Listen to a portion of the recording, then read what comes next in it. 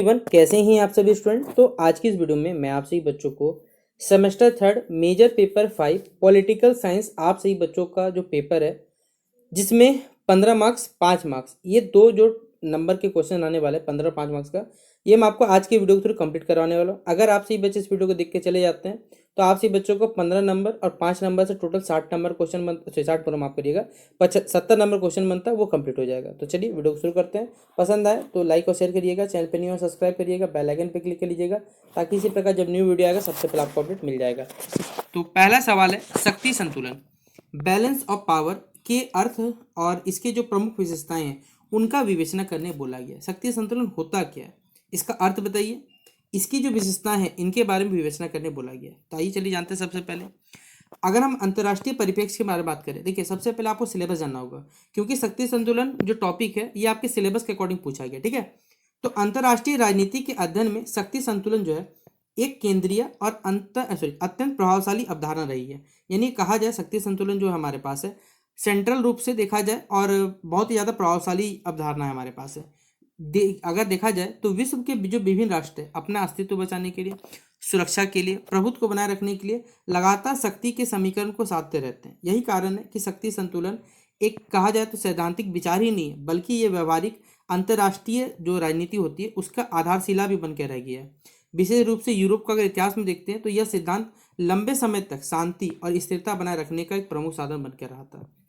अब बात करें शक्ति संतुलन का सामान्य जो अर्थ है वो राष्ट्रों के बीच शक्ति के ऐसे वितरण संबंधित है या ऐसे वितरण से जिसमें किसी भी राष्ट्र इतना अधिक शक्तिशाली ना बन जाए ताकि वो अपने जो अन्य राष्ट्र है उन पर अपना प्रभुत्व बेसिकली स्थापित कर सके। जब विभिन्न देश की सैन्य ताकत, आर्थिक हो गया, राजनीतिक शक्ति एक दूसरे के लगभग बराबर रहती है तो एक दूसरे को क्या करती है, संतुलित करने का कार्य करती है। और इस प्रकार किसी भी कहा जाए तो किसी के पास एक प्रकार वर्चस्व को रोक दिया जाता है। अंतर्राष्ट्रीय जो राजनीति है उसके जो विद्वान अगर कहा जाए हॉन्स मॉगर्थनू के अनुसार शक्ति संतुलन वह प्रक्रिया जिसके माध्यम से राष्ट्र अपनी शक्ति का उपयोग इस प्रकार करते हैं कि अंतर्राष्ट्रीय व्यवस्था जो है उसमें संतुलन बना रहे और कोई भी राष्ट्र इतना अधिक शक्तिशाली या इतना प्रभावशाली ना बन सके। इस प्रकार क्विंसी राइट ने ऐसी व्यवस्था माना है जिसमें राष्ट्र जो है अपनी सुरक्षा और अस्तित्व बनाए रखने के लिए शक्ति का संतुलन बनाए रखने का कार्य करने की कोशिश करते हैं। ठीक है, तो अगला यहाँ पर है शक्ति संतुलन का तो परिभाषा पर कह सकते हैं, लेकिन अब इसका अर्थ क्या हुआ करना है। तो यहाँ पर शक्ति की समानता नहीं, इसका अगर शक्ति संतुलन का अर्थ होगा केवल शक्ति की समानता नहीं बल्कि शक्ति का ऐसा वितरण होना चाहिए जो अंतर्राष्ट्रीय प्रणाली में स्थिरता और संतुलन बना रखे, अंतर्राष्ट्रीय लेवल पे स्थिरता और संतुलन बना रखे। यह एक गतिशील प्रक्रिया होती है जिसमें विभिन्न राष्ट्र अपने हितों के अनुसार क्या करते हैं, शक्ति का प्रयोग करते हैं और जैसा आवश्यकता पड़ेगा उसके हिसाब से अपने जो संबंध है और अपने जो नीति है उनको भी परिवर्तित करना चाहे तो कर सकते हैं। ठीक है, तो शक्ति संतुलन की कुछ विशेषताओं को समझने पर इसकी जो वास्तविक प्रकृति है वो स्पष्ट होती है। सबसे पहले यह ध्यान देने योग्य है कि शक्ति संतुलन का जो मूल आधार है बेसिकली वह शक्ति का संतुलन का वितरण करना मूल आधार है। यह संतुलन केवल सैन्य शक्ति तक लिमिट नहीं है बल्कि आर्थिक रूप से, तकनीकी टेक्नोलॉजी के रूप से, कूटनीतिक शक्तियों को भी इसमें शामिल करता है।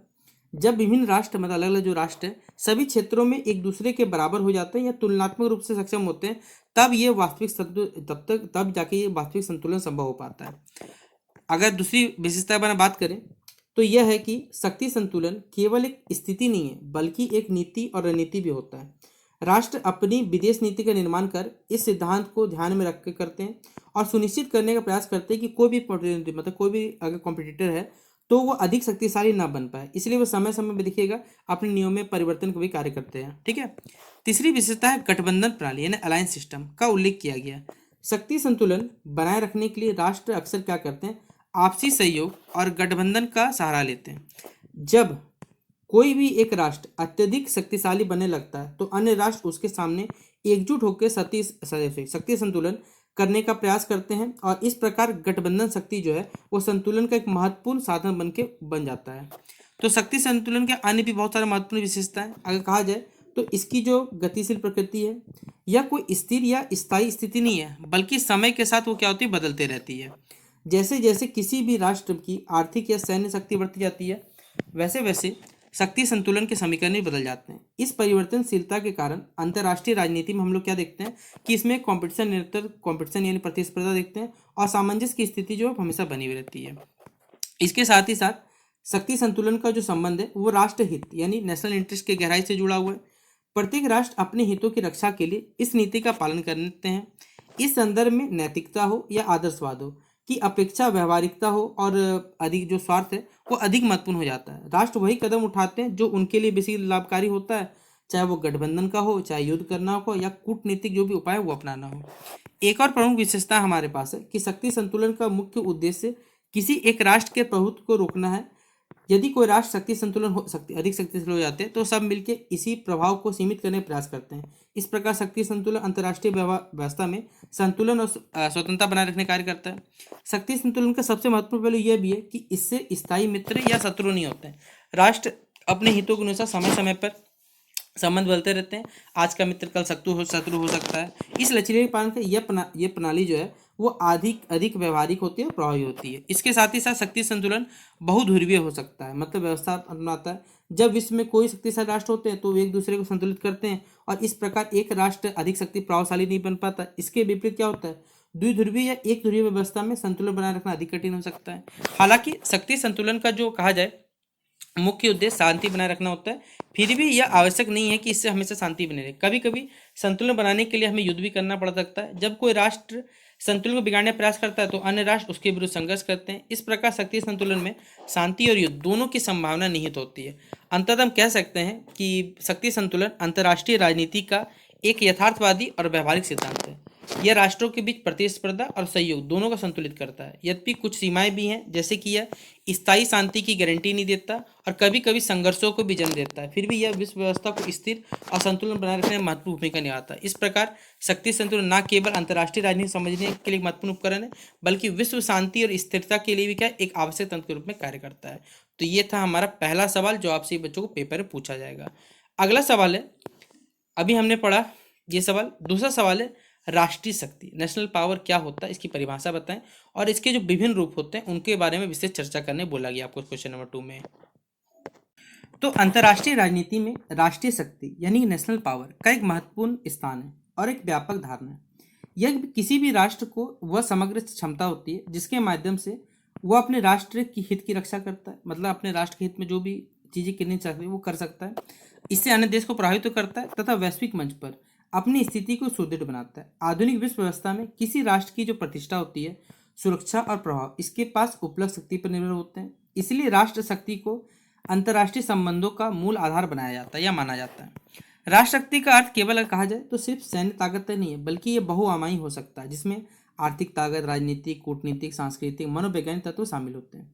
प्रसिद्ध विद्वान हाउस मगथुनी के अनुसार राष्ट्रीय शक्ति वह क्षमता है जिसके अनुसार एक राष्ट्र जो है अन्य राष्ट्रों के व्यवहार को अपने हितों के अनुसार प्रभावित करता है। इस प्रकार पामर और परकिंसन ने राष्ट्रीय शक्ति को उन सभी साधनों का सर्वोच्च माना है या समुच्च माना है जिसके माध्यम से एक राष्ट्र अपने उद्देश्यों को क्या करता है, प्राप्त करता है। सरल शब्दों में कहा जाए तो राष्ट्रीय शक्ति का अर्थ है किसी राष्ट्र की वो कुल क्षमता या जिसके बल पर वह अपनी सुरक्षा सुनिश्चित करता है, अपने हित की रक्षा करता है और साथ ही साथ अन्य राष्ट्रों को प्रभावित करने कार्य करता है। राष्ट्रीय शक्ति के विभिन्न जो रूपों को समझने में इसकी जो वास्तविक प्रकृति है वो स्पष्ट होती है। सबसे पहले सैन्य जो शक्ति होती है, मिलिट्री पावर हो गए। राष्ट्रीय शक्ति का सबसे पारंपरिक और प्रमुख रूप होता है। इसमें सेना, हथियार, युद्ध तकनीक, रक्षा प्रणाली सभी शामिल होते हैं। कोई भी राष्ट्र अपनी सीमाओं की रक्षा और बाहरी आक्रमण के बचाव के लिए सैन्य शक्ति पर निर्भर करता है। आज भी विश्व राजनीति में अगर देखेंगे तो शक्तिशाली सैन्य बल वाले देशों का विशेष महत्व रहा हमेशा से। ठीक है, फिर है अगला पॉइंट है, इसके साथ ही साथ आर्थिक शक्ति होती है, यानी आधुनिक समय में ये और अधिक महत्वपूर्ण होगी। किसी भी राष्ट्र की अगर आर्थिक स्थिति, उसके संसाधन है, औद्योगिक विकास है, व्यापार है, तकनीकी क्षमता इसकी शक्ति को निर्धारित करते हैं। आर्थिक रूप से मजबूत राष्ट्र न केवल अपने नागरिकों को जो जीवन स्तर उसको उठाता है, बल्कि अंतर्राष्ट्रीय स्तर पर भी उसकी प्रभावशाली को भूमिका बनाता है। आर्थिक सहायता हो गया, निवेश हो गया, व्यापार के माध्यम से वो अन्य देशों को प्रभावित करते हैं। फिर तीसरा है राजनीतिक शक्ति हमारे पास है, यानी किसी राष्ट्र की आंतरिक जो स्थिरता है, शासन प्रणाली हो गया, नेतृत्व की क्षमता को ये दर्शाने कार्य करती है। एक स्थिर और प्रभावी जो सरकार होती है वो राष्ट्रीय नीतियों को सफलतापूर्वक लागू कर सकती है। वहीं पर एक अंतर्राष्ट्रीय मंच पर देश का प्रतिनिधित्व प्रभावशाली ढंग से कर सकती है। इसके विपरीत राष्ट्रीय अस्थिरता जो होती है वो राष्ट्रीय शक्ति को क्या करती है, कमजोर करने का कार्य करती है। फिर एक और महत्वपूर्ण हमारे पास घटक है या रूप है हमारे पास जो है डिप्लोमेटिक पावर, कूटनीतिक शक्ति। देखिए, इसके माध्यम से कोई राष्ट्र अपने हितों को शांतिपूर्ण और समझदारीपूर्ण तरीके से प्राप्त करता है। कुशल कूटनीति के माध्यम से राष्ट्र जो है युद्ध से बचते हैं और अपने उद्देश्यों को प्राप्त कर लेते हैं। अंतर्राष्ट्रीय संगठनों में सक्रिय भागीदारी हो गया, चाहे वैश्विक मुद्दों पर प्रभाव डालना हो गया, कूटनीतिक शक्ति का ही परिणाम होता है। सांस्कृतिक शक्ति के बारे में बात करें तो आज के युग में महत्वपूर्ण बन चुका है। किसी राष्ट्र की भाषा, परंपरा, मूल्य और जीवन शैली के माध्यम से अन्य देशों को प्रभावित करने की क्षमता को दर्शाती है। जब किसी देश की संस्कृति वैश्विक स्तर पर लोकप्रिय होती है तो इसे सॉफ्ट पावर कहा जाता है और इससे उस देश की अंतर्राष्ट्रीय छवि मजबूत होती है। फिर है मनोवैज्ञानिक शक्ति हमारे पास है। इसमें राष्ट्र की जनता का मनोबल, राष्ट्रीय एकता, देशभक्ति और नेतृत्व के प्रति जो विश्वास शामिल होता है। यदि किसी राष्ट्र के नागरिक एकजुट और आत्मविश्वासी होते हैं तो वो राष्ट्र कठिन परिस्थितियों के बावजूद बना रहता है। युद्ध और संकट के समय यह शक्ति विशेष रूप से महत्वपूर्ण हो जाती है।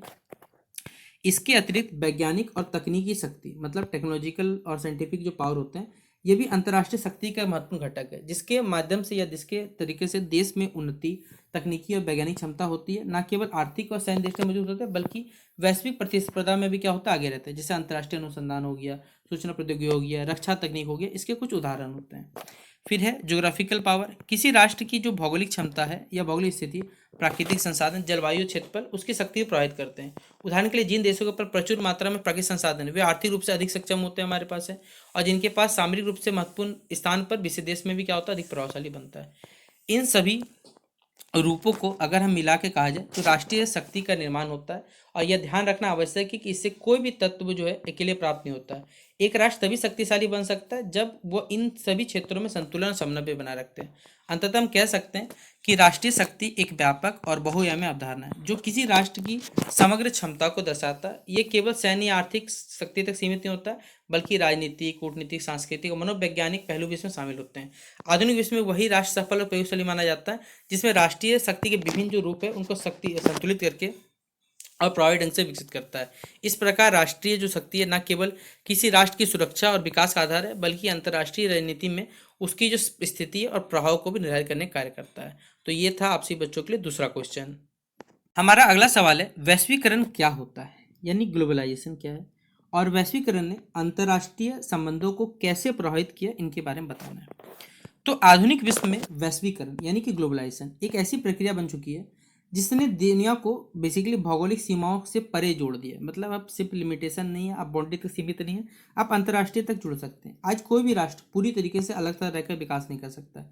व्यापार हो, संचार हो, संस्कृति हो, तकनीक हो, राजनीति, सभी क्षेत्रों में देश के बीच जो होता है वो परस्पर निर्भरता रहती है। जैसे अभी वर्तमान परिप्रेक्ष्य में देखोगे तो जैसे हम लोग तेल पर निर्भर है ईरान पर, और ईरान से तेल आ नहीं रहा है, बहुत कमी मात्रा में आ रहा है, लेकिन रूस से भी आना, रूस में ही बंद कर दिया है बहुत सारा, तो जिसमें से हमें दिक्कत हो रहा है। तो यही निर्भरता कभी कभी भारी भी पड़ती है और यही प्रक्रिया बेसिकली वैश्वीकरण कहलाती है।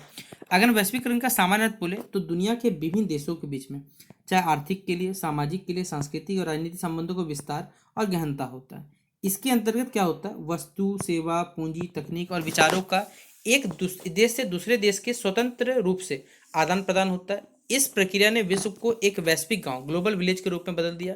संचार और परिवहन के विकास, इंटरनेट हो गया, सूचना प्रौद्योगिकी के प्रसार तथा अंतर्राष्ट्रीय संस्थाओं की भूमिका ने इस प्रक्रिया को और अधिक तेज करने का कार्य किया हमारे पास है। वैश्वीकरण के प्रभाव को समझने में के लिए आवश्यक है कि इससे अंतर्राष्ट्रीय संबंधों को किस प्रकार प्रभावित किया जाता है। सबसे पहले वैश्वीकरण ने देशों के बीच जो आर्थिक संबंध थे उनको अत्यधिक मजबूत बनाया। आज अधिकांश आप जो देश देखते हैं अंतर्राष्ट्रीय व्यापार और निवेश पर निर्भर हो चुके हैं। बहुराष्ट्रीय कंपनियां जो हैं, मल्टीनेशनल कंपनी विदेशी देशों में निवेश कर रही हैं और उत्पादन के वैश्विक जो नेटवर्क है उनका निर्माण कर रही है। इससे देशों के बीच में जो प्रतिस्पर्धा कॉम्पिटिशन है उसके साथ साथ सहयोग भी बढ़ रहा है। आर्थिक हित अब अंतर्राष्ट्रीय संबंधों का प्रमुख आधार बन गए। दूसरी ओर अगर आप देखोगे तो वैश्वीकरण ने अंतर्राष्ट्रीय राजनीति की प्रकृति को बदल दिया। पहले जहां केवल राष्ट्र राज्य, नेशन स्टेट को ही प्रमुख भूमिका मानते थे, वहीं अब अंतर्राष्ट्रीय संगठन हो गए, गैर राजकीय संस्थाएं भी हो गई, महत्वपूर्ण हो गई है। उदाहरण के लिए जैसे आप यूनाइटेड नेशन देखते हो, विश्व WTO मतलब वर्ल्ड ट्रेड ऑर्गेनाइजेशन देखते हो, IMF देखते हो, अंतर्राष्ट्रीय मुद्रा कोष होता है, जैसे कई संगठनों ने अपनी वैश्विक नीति और निर्णय को प्रभावित करते हैं। इससे स्पष्ट होता है कि अंतर्राष्ट्रीय संबंध अब केवल सिर्फ दो देशों के बीच में नहीं रहा, बल्कि एक व्यापक वैश्विक व्यवस्था का हिस्सा बन गया। वैश्वीकरण ने कूटनीति यानी जिसे डिप्लोमेसी कहते हैं के स्वरूप को भी परिवर्तित किया है। आज जो पारंपरिक कूटनीति के साथ बहुपक्षीय कूटनीति होती है, इसका महत्व और बढ़ा है। विभिन्न देश एक साथ बैठकर विभिन्न जो मुद्दे हैं या वैश्विक जो मुद्दे हैं, जैसे जलवायु परिवर्तन, आतंकवाद, महामारी आदि पर विचार करते हैं तथा समाधान खोजने का प्रयास करते हैं। इस प्रकार सहयोग और संवाद की जो प्रवृत्ति है वो बढ़ी है। सांस्कृतिक दृष्टिकोण से देखा जाए तो वैश्वीकरण ने अंतर्राष्ट्रीय संबंध गहराई से प्रभावित किया है। विभिन्न देशों की संस्कृतियाँ एक दूसरे को संपर्क में आती है। फिल्म है, संगीत है, भोजन है और जीवन शैली के माध्यम से सांस्कृतिक आदान प्रदान बढ़ा है। इससे एक और वैश्विक समझ और सहिष्णुता उत्पन्न हुई है। वहीं दूसरी ओर स्थानीय संस्कृति के लुप्त हो जाने का खतरा भी बढ़ चुका है। इस सांस्कृतिक प्रभाव को सॉफ्ट पावर के रूप में दिखा सकता है, जिसके माध्यम से देश जो है वो बिना किसी दूसरे के दबाव के भी प्रभावित करते रहते हैं। वैश्वीकरण के कारण क्या हुआ, हमारे पास सूचना के क्षेत्र में देखा जाए तो क्रांति आ चुकी है या क्रांतिकारी परिवर्तन आया है। इंटरनेट और सोशल मीडिया के माध्यम से सूचना का आदान प्रदान बहुत ज़्यादा तेज और व्यापक हो चुका है। इससे अंतर्राष्ट्रीय मुद्दों पर जनमत, पब्लिक ओपिनियन का महत्व बढ़ गया है और किसी भी देश की नीतियां अब केवल सरकार तक ही सीमित नहीं है, बल्कि वैश्विक स्तर पर उनकी प्रतिक्रिया इसमें होती है। हालांकि वैश्वीकरण के सकारात्मक प्रभाव के साथ कुछ नकारात्मक प्रभाव भी है, जैसे इससे विकसित और विकासशील देशों के बीच में असमानता भी बढ़ी है। शक्तिशाली देश आर्थिक और राजनीतिक रूप से कमजोर जो देश है उन पर अधिक प्रभाव डालने का कार्य करते हैं। इससे अतिरिक्त वैश्वीकरण के साथ राष्ट्रीय जो संप्रभुता रहती है, सोवरेनिटी रहती है, उस पर कई हद तक यहाँ पर दबाव पड़ता है, क्योंकि देश को अंतर्राष्ट्रीय नियम और संगठन के अनुसार कार्य करना पड़ता है हमारे पास है। इसके अलावा वैश्वीकरण ने अंतर्राष्ट्रीय जो सुरक्षा की अवधारणा को भी बदल दिया है। अब सुरक्षा केवल सैन्य खतरे तक ही सीमित नहीं है, बल्कि इससे केवल आर्थिक संकट, पर्यावरणीय समस्याएं, साइबर सुरक्षा, स्वास्थ्य संबंधी सुरक्षा इनमें शामिल होगी। उदाहरण के लिए महामारी जैसी समस्याएं पूरी दुनिया को प्रभावित करती है और इसके समाधान के लिए वैश्विक जो सहयोग है वो आवश्यक हो जाता है। अंततः हम कह सकते हैं कि वैश्वीकरण ने जो अंतर्राष्ट्रीय संबंधों है उनको गहराई और व्यापक तरीके से दोनों यहाँ प्रदान किया है। इसके माध्यम से या इनसे देशों के बीच में संपर्क और परस्पर निर्भरता जो बढ़ी है, जिससे विश्व जो है अधिक जुड़ा हुआ है और परस्पर संबंध यहाँ बन गया है। हालांकि इससे कुछ चुनौतियाँ भी है, लेकिन समग्र रूप से देखें तो वैश्वीकरण ने अंतर्राष्ट्रीय संबंधों को अधिक और जटिल, गतिशील और व्यापक बना के रखा है। इस प्रकार वैश्वीकरण न केवल एक आर्थिक प्रक्रिया है, बल्कि एक व्यापक सामाजिक और राजनीतिक परिवर्तन है, जिससे पूरे देश की संरचना और अंतर्राष्ट्रीय संबंधों की प्रकृति को बदल रख दिया। तो ये था 3 सवाल आपसी बच्चों को पेपर में जो सबसे ज़्यादा पूछा जाएगा आपसी बच्चों को, जो करवा दिया। यानी ये सवाल को करके चले जाते 45 नंबर कवर हो गया। बाकी जो बचा कुछ सवाल रहा वो आपको नेक्स्ट वीडियो में मिल जाएगा। तो फिलहाल अगर आपको लगता है ये वीडियो आपके लिए हेल्पफुल है तो आप इस वीडियो को शेयर जरूर कर दीजिएगा। वीडियो कैसा लगा कमेंट बॉक्स में बताइएगा और कौन सा सब्जेक्ट पढ़ना है ये भी जरूर बताना कष्ट करिएगा। तो शेयर करें वीडियो को, मिलते हैं नेक्स्ट वीडियो पे, तब तक के लिए जय हिंद और जय भारत।